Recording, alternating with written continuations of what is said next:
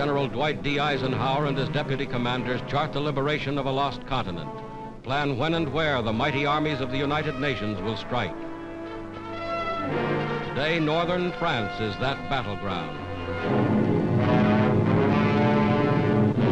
Into the building of their defense system, the so-called West Wall, the Nazis poured the slave labor of conquered nations. Pictures made by the Germans themselves to impress their satellites with the strength and invincibility of their fortifications.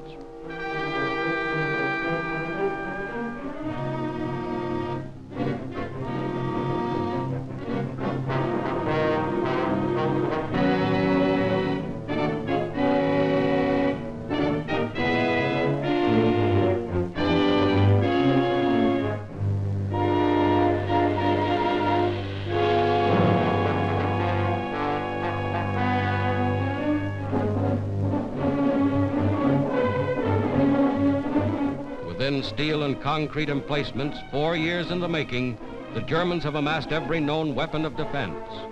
Whether those weapons are enough to stop the Allied onslaught will be proven in the struggle that lies ahead.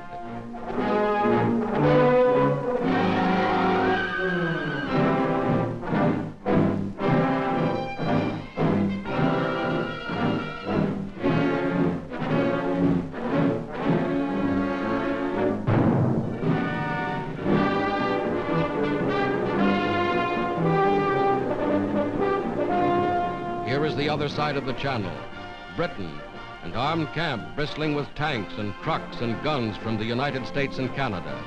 Here is the fruition of 4 years of planning and production.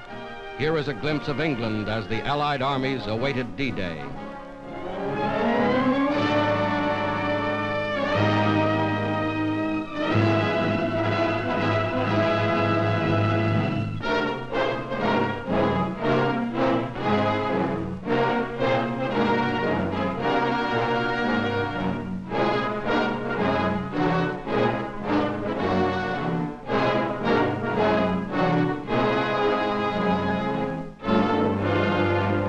Locomotives built to run on continental railways, freight cars and tank cars to replace rolling stock destroyed by the Germans. All this and more is included in the gigantic preparation for invasion. Here is something of the gigantic naval armada assembled to transport the Allied armies across the English Channel.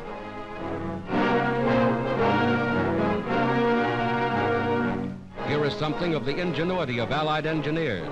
Assault boats and invasion barges launched directly from the decks of the ships that brought them to England.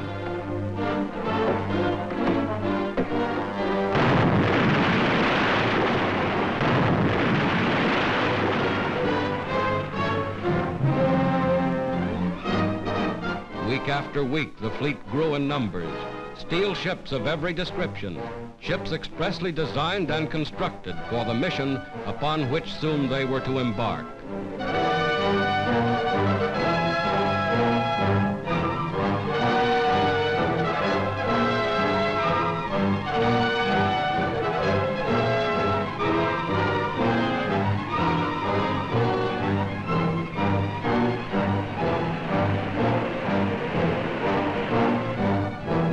Nothing was left to chance. Every loading operation was rehearsed and timed in advance.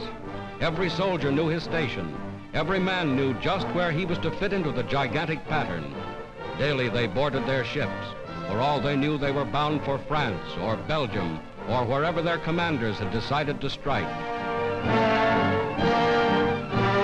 Every jeep, every tank, every piece of mobile equipment was assigned its place in the grand strategy of attack.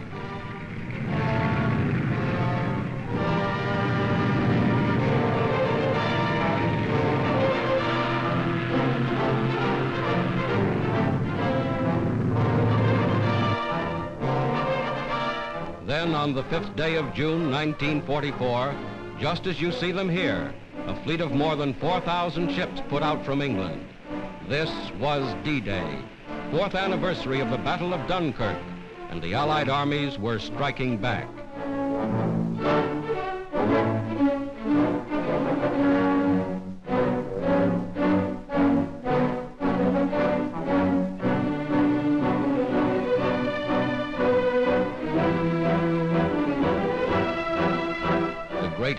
was underway.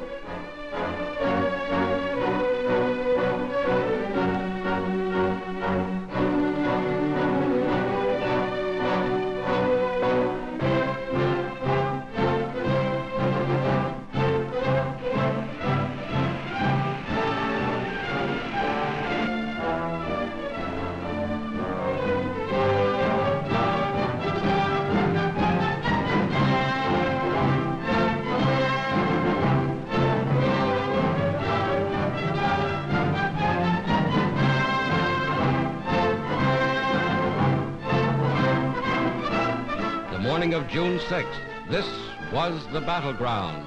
Fierce fighting around Caen.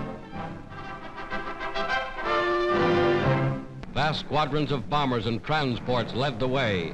More than 11,000 planes spearheading the attack. Paratroopers landed in Normandy behind the coastal defenses. Landings made with timing and precision, perfected only through scores of rehearsals like this.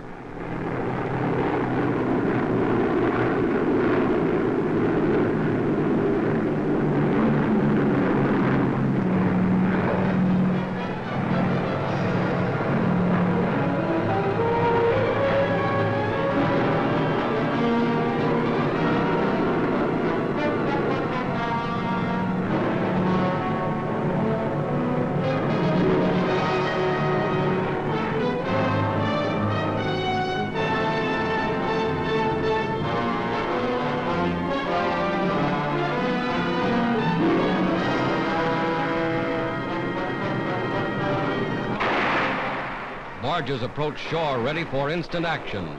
Some bearing artillery and rocket guns already opening fire.